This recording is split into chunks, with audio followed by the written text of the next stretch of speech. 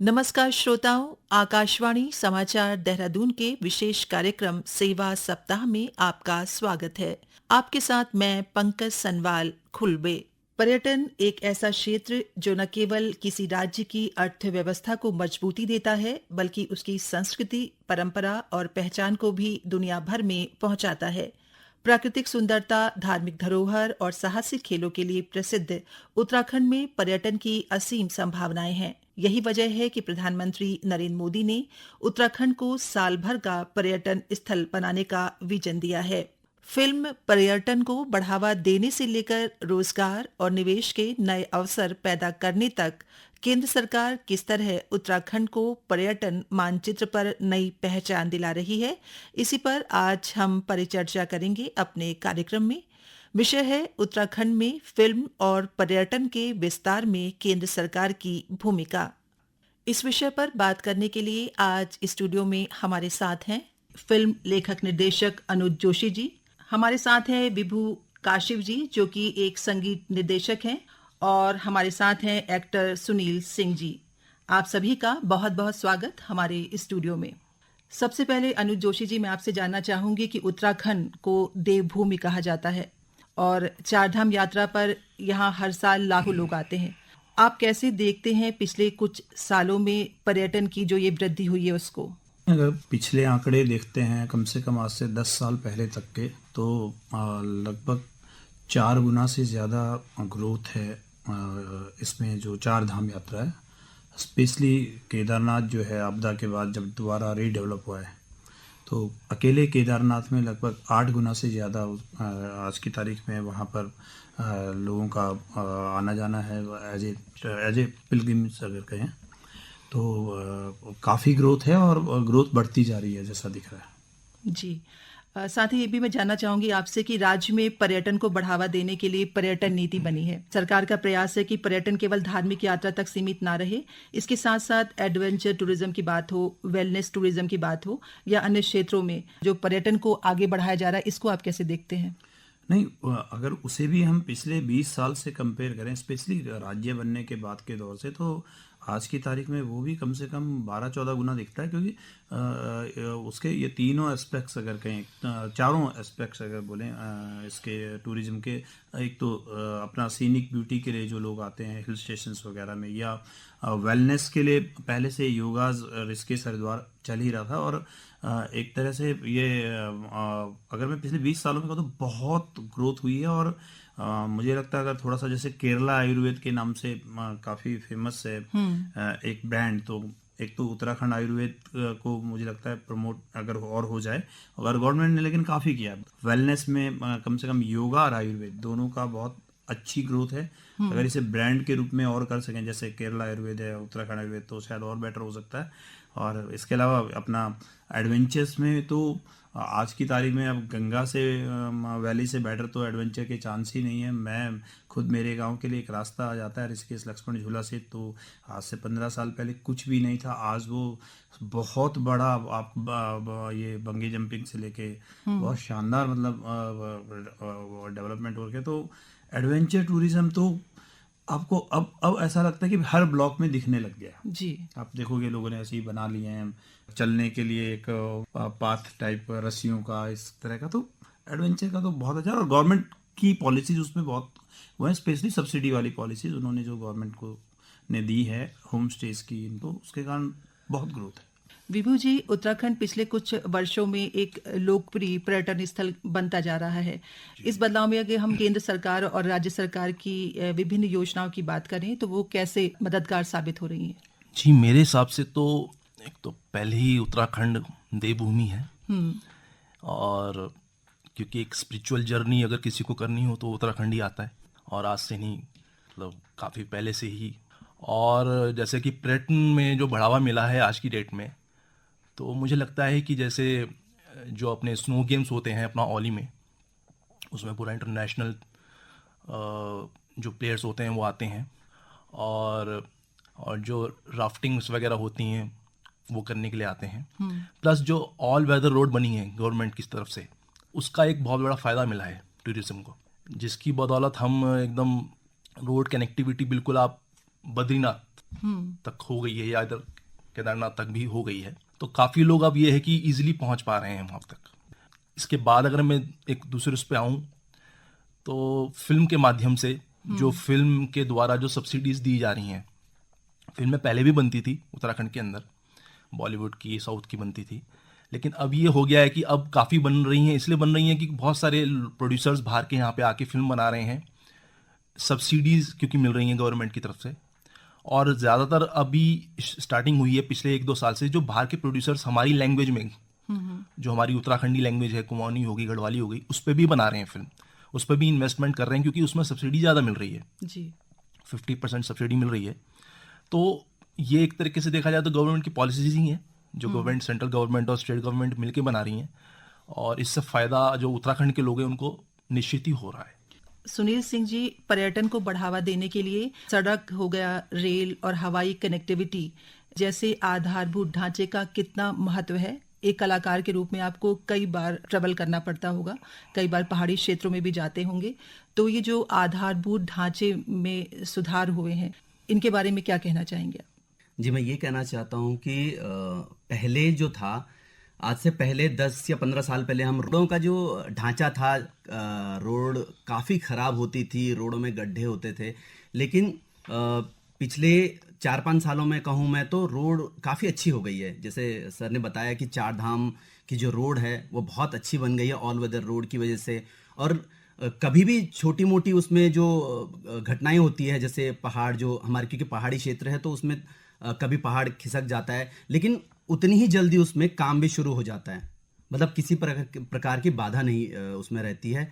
और जैसे आपने बोला, तो अभी बाहर से जो लोग आते हैं, तो उत्तराखंड में जैसे ऋषिकेश हो गया और देहरादून हो गया, यहाँ पे ट्रेन आती है बाहर से, तो बाहरी जो कलाकार हैं या बाहर से जो आर्टिस्ट आते हैं या जो प्रोडक्शन में होते हैं या जितने भी लोग फिल्म से जुड़े होते हैं, वो लोगों के लिए आने का एक अच्छा माध्यम है और एक सस्ता और किफ़ायती माध्यम है ट्रेन।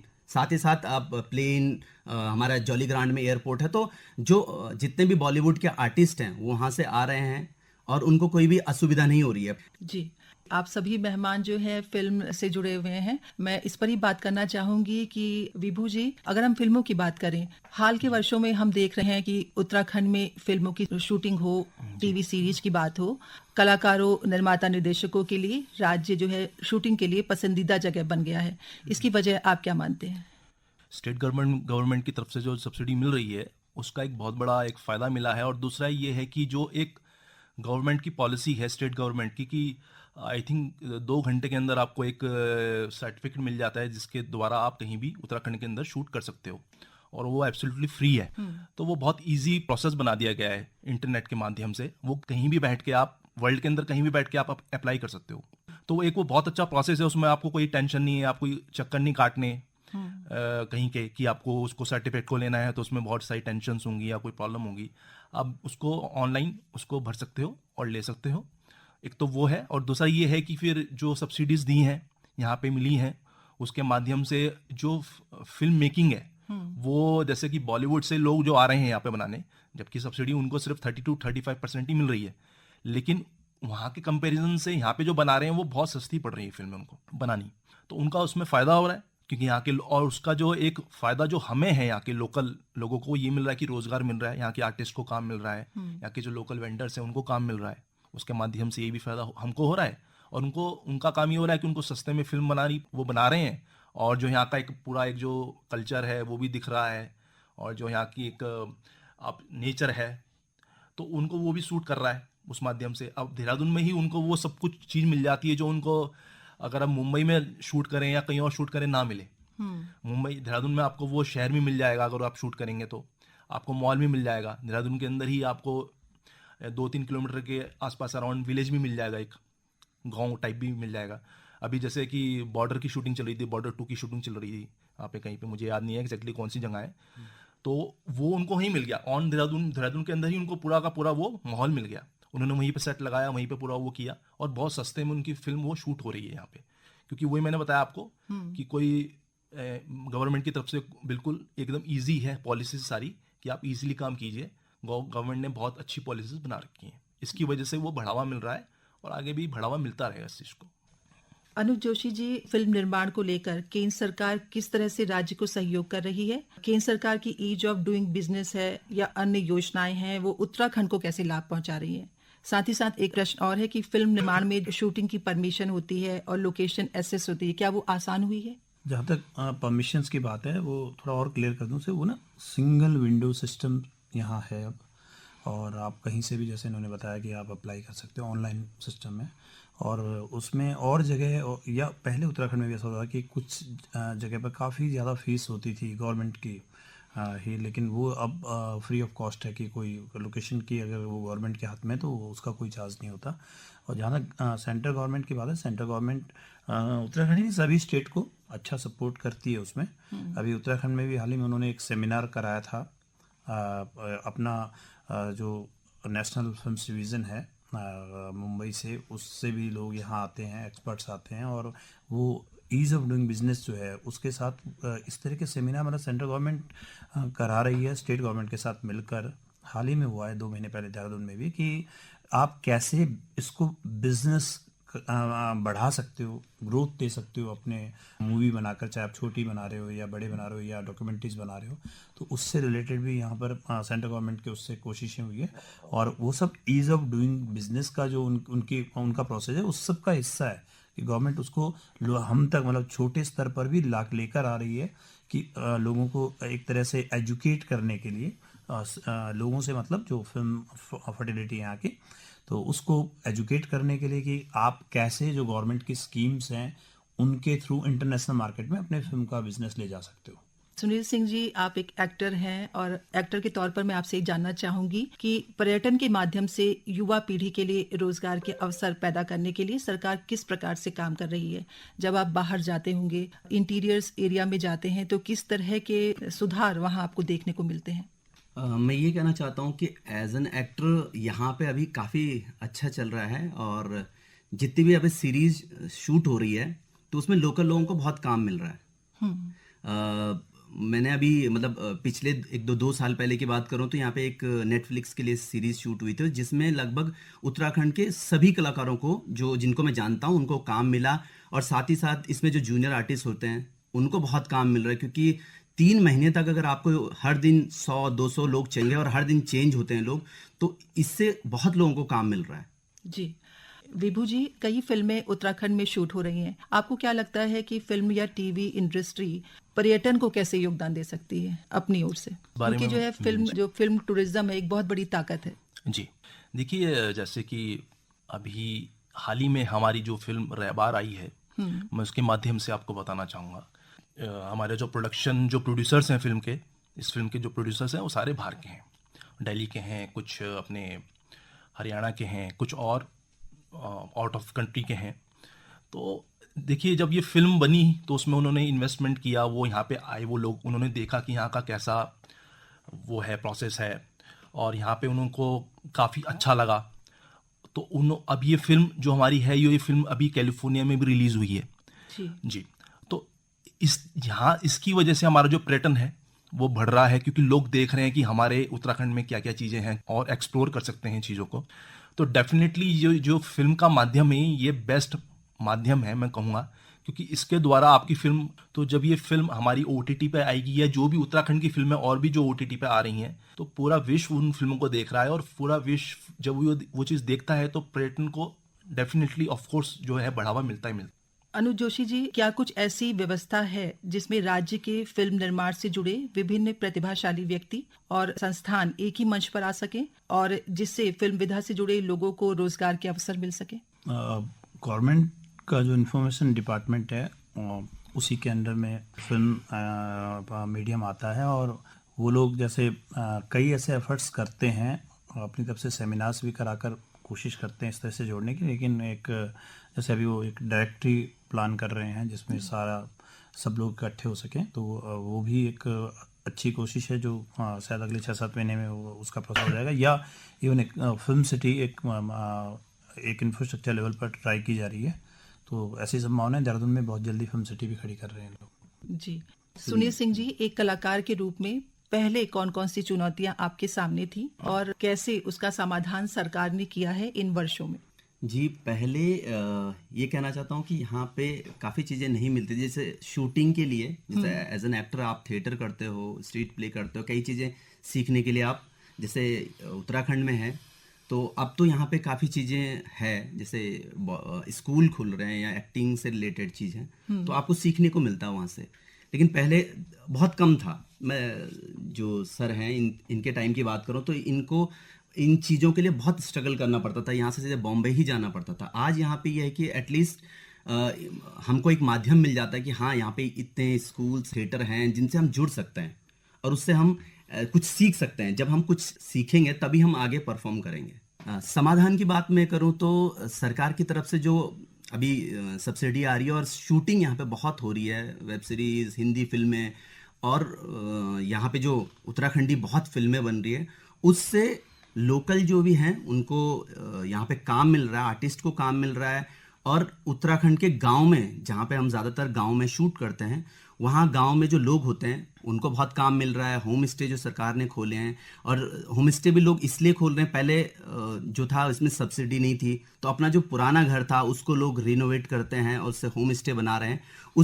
उसमें हम लोग जो पर्यटक हैं वो तो आ ही रहे हैं, साथ साथ जो फिल्म वाले हैं उन लोगों को भी क्योंकि वो अफोर्डेबल लगता है तो वो लोग वहाँ रहना पसंद करते हैं, क्योंकि होम स्टे में आप घर जैसा फील करते हैं। तो वहाँ पे इससे फिल्म लाइन में जो लोग हैं उनको भी सुविधा मिल रही है और पर्यटन को भी बहुत बढ़ावा मिल रहा है। लोकल जो वेंडर हैं, दुकान वाले हैं, उनको बहुत काम मिल रहा है। जो वहाँ पे हम टैक्सी होती है, हमें शूटिंग में चाहिए होती है, तो उनको भी बहुत अच्छा मिल रहा है कि 20-20 दिन के लिए आपकी गाड़ी वहाँ पे शूटिंग में लगी हुई है। लोकल जितने लोग हैं आर्टिस्ट, हर दिन कभी 10, कभी 20, कभी 50 लोग उनको काम मिल रहा है। तो बहुत अच्छी कोशिश है सरकार की, जिससे हम लोगों को सुविधा मिल रही है। बहुत अहम बात आपने कही सुनील जी, यानी सरकार की कोशिश पर्यटन को बढ़ाने के साथ साथ स्थानीय लोगों का विकास हो, उनको रोजगार देने की भी है। अनुज जोशी जी, प्रधानमंत्री नरेंद्र मोदी ने उत्तराखंड में अर्थव्यवस्था को मजबूत करने के लिए साल भर पर्यटन को बढ़ावा देने पर जोर दिया है। प्रधानमंत्री ने कहा कि कोई भी सीजन ऑफ सीजन ना हो। इसको कैसे देखते हैं आप? हाँ बिल्कुल, उन्होंने कहा ही नहीं, उन्होंने उसके लिए ग्रेट एफर्ट भी किया। जब ये ऑल वेदर रोड जिसको बोलते हैं, वो अर्थ ही वही था कि हर मौसम में आवाजाही में कोई दिक्कत ना आए। और इवन जो ये कोशिश की जा रही है कि चारों धाम को शीतकाल में भी, जहाँ वो प्रवास पे आते हैं नीचे के इलाकों में, तो वहाँ भी टूरिज्म बढ़ाया जाए। उनकी एक तरह से उनकी गंभीरता उत्तराखंड के लिए जग जाहिर है, मेरे बताने की जरूरत नहीं है। हाँ, एक और चीज़ जरूर है कि ये जो फिल्म और टूरिज्म की बात हो रही थी, 1961 में एक फिल्म आई थी जंगली जी। और जंगली से पहले कश्मीर का अर्थ था घूमने के लिए कि जो भारत में मिलियनर्स थे वही घूम सकते थे, करोड़पति लोग।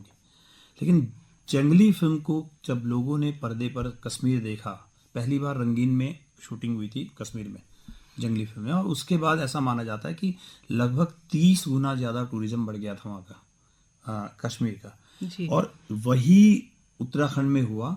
उत्तराखंड में जैसे जैसे फिल्मों की शूटिंग बढ़ती गई, स्पेशली पिछले 5-7 सालों में क्या हुआ है कि कई ये जो न्यू पॉलिसीज आई फिल्म की, और इनमें सब्सिडी भी रहा।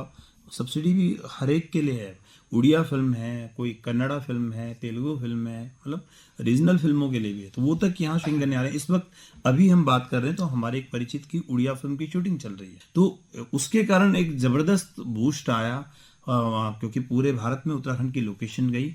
और पिछले 5 साल में ही अगर देखा जाए तो हमारा टूरिज्म, मेरा माना, कम से कम 6 से 7 गुना बढ़ा है। और उसमें मोदी जी और मोदी जी की जो सेंट्रल गवर्नमेंट है उसका बड़ा योगदान दिखता है। उन्होंने जो यहाँ इंफ्रास्ट्रक्चर में जो सपोर्ट किया है, रेलवे हो आपका, चाहे अभी देखिए आप जौलीग्रांट एयरपोर्ट का विस्तार हो रहा है, वहाँ इवन वो इंटरनेशनल फ्लाइट आने के भी चांसेस हैं जिस तरह से हो रहा है, या चाहे कर्णप्रयाग रेलवे जा रही है, उसका तो हम कल्पना भी नहीं कर सकते कि शायद, मुझे लगता है कि आज जो है उससे भी 7-8 गुना ज़्यादा बढ़ जाएगा अपने कम से कम बद्रीनाथ केदारनाथ का टूरिज्म। तो सेंट्रल गवर्नमेंट का बहुत ज़बरदस्त योगदान है उत्तराखंड के पर्यटन को बढ़ाने के लिए। अगर अभी आपने बताया कि जैसे उड़िया फिल्म की शूटिंग भी यहाँ पर हो रही है, तो हम क्या इसको एक भारत श्रेष्ठ भारत का भी उदाहरण माने? हाँ बिल्कुल, और तेलुगु रजनीकांत आए थे यहाँ एक तमिल फिल्म के लिए, और कई लोग आए थे जी।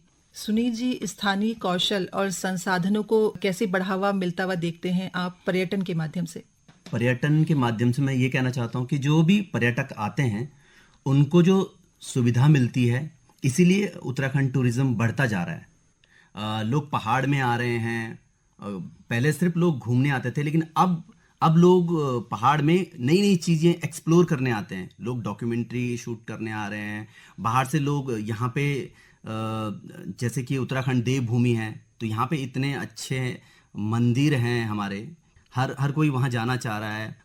जो लोकल वहाँ पे जितनी भी शॉप होती है, चाहे केदारनाथ के हम रास्ते में देखते हैं या फिर बद्रीनाथ, 4 धाम हमारे हैं, उन रास्तों में जितने लोकल वेंडर हैं उनको काम मिल रहा है, टूरिज्म आगे बढ़ रहा है।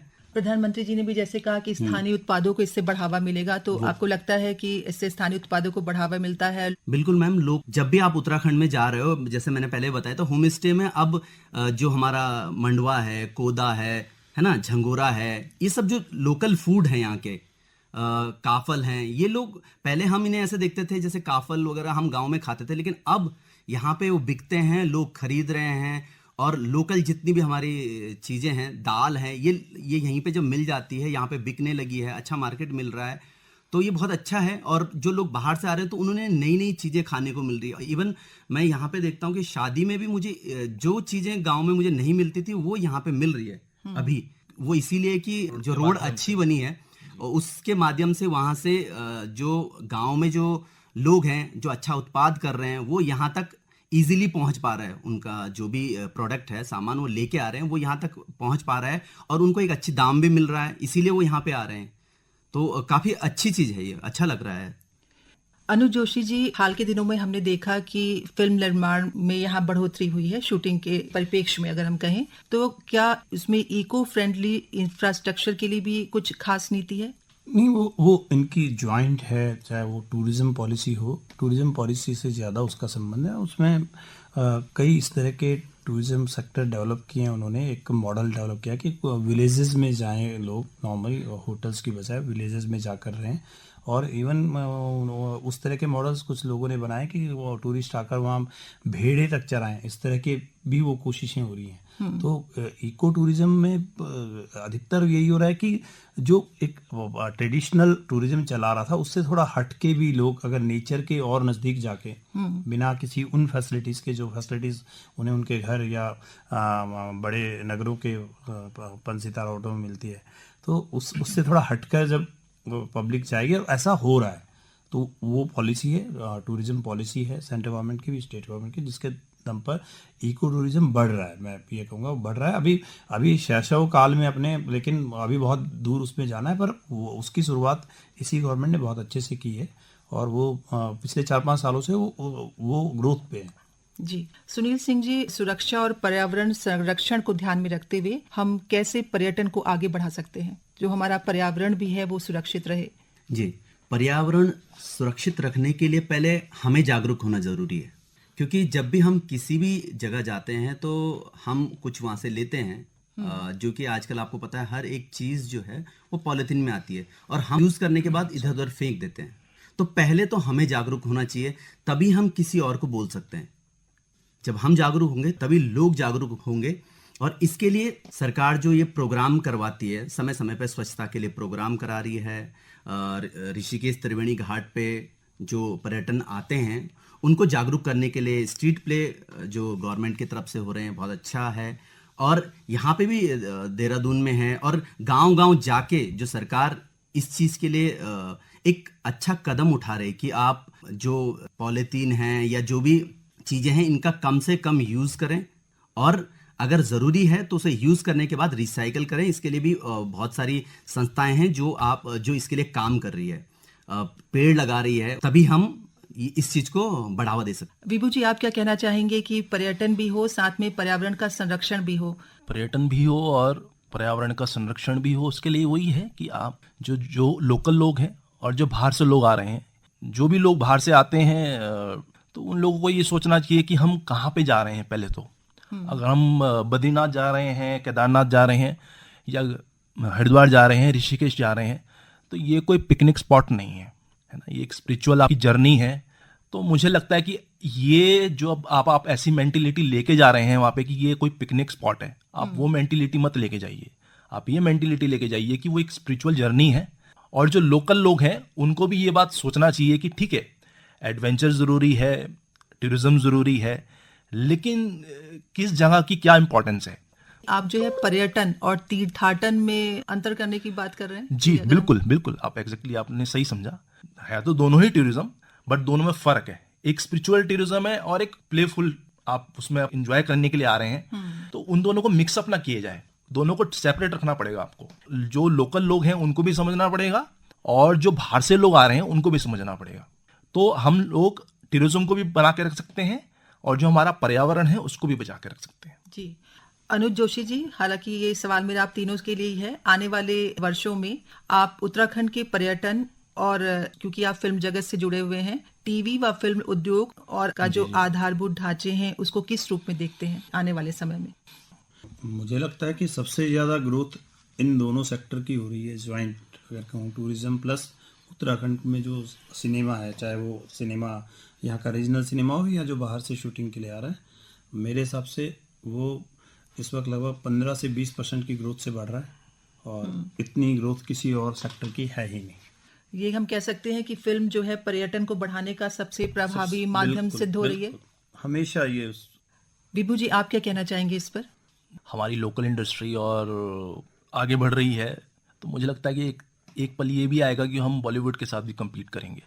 तो मुझे तो लगता है कि काफ़ी ब्राइट वो है, और जितना भी फिर उसके माध्यम से जो भी टूरिज्म आएगा, टूरिज्म तो खैर उत्तराखंड में पहले से ही था, टूरिज्म की तो कभी कोई कमी रही नहीं है, लेकिन ये था कि ऑल वेदर रोड बनने से जो एक कनेक्टिविटी ऊपर तक हो गई है, तो वहाँ तक भी लोग अब इजीली पहुँच सकते हैं। और फिल्म के माध्यम से ये होगा कि जो लोग या वो खाली वैसे ही घूमने के लिए आना चाहते हैं, तो वो लोग भी देख रहे हैं, ऑली को देख रहे हैं, इसको देख रहे हैं, हमारे फिल्म के माध्यम से। इवनली जो यहाँ के लोकल गाने बनते हैं हमारे गढ़वाली इंडस्ट्री के, वो भी जो वो गाने ऊपर जाके शूट करते हैं, तो उनके माध्यम से भी जो लोग देख रहे हैं, तो वो ब्यूटी तो दिखती ही है ना उसके अंदर। ये फिल्म उद्योग उत्तराखंड को एक वैश्विक मंच दे रहा है।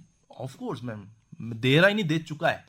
तो बहुत सारी फिल्में साउथ की बन रही हैं, आगे भी बनेगी। अब तो मुझे लगता है कि शायद जल्दी ही वो दौर भी आएगा कि इंटरनेशनल सिनेमा भी बनना शुरू हो जाएगा उत्तराखंड। आप क्या कहना चाहेंगे सुनील सिंह जी इस पर? पर्यटन को मैं ये कहूँगा कि डे बाय डे पर्यटन यहाँ पे बढ़ता ही जा रहा है। इवन जैसे ऋषिकेश की बात करें तो ऋषिकेश में इतना टूरिज्म हो गया, पर्यटन जो चल रहा है, राफ्टिंग हो गया, बंजी जंपिंग है, और स्पोर्ट्स के बहुत सी ऐसी चीजें हैं जो उत्तराखंड में हो रही है। औली में तो चलता ही है, नैनीताल में हो गया, तो ये तो बहुत अच्छी बात है उत्तराखंड के लिए। दूसरी बात है फिल्म लाइन से जो आप कह रहे हैं, और फिल्म लाइन में ये देखता हूँ कि जितने भी आर्टिस्ट यहाँ पे हैं जो किसी कारणवश यहाँ से बाहर नहीं जा सकते हैं, उनको यहाँ पे बहुत काम मिल रहा है, तो उनके लिए एक बहुत अच्छी बात है। बहुत सारे यहाँ पे इतने प्रोडक्शन खुल गए हैं, जो बाहर से फिल्म मेकिंग के लिए यहाँ पे आते हैं, उनको यहीं से लोकल आपको जो भी इक्विपमेंट चाहिए, लाइट्स हो गया, ये सब चीज़ें उनको यहाँ से प्रोवाइड हो जाती है, तो एक बहुत अच्छी बात है।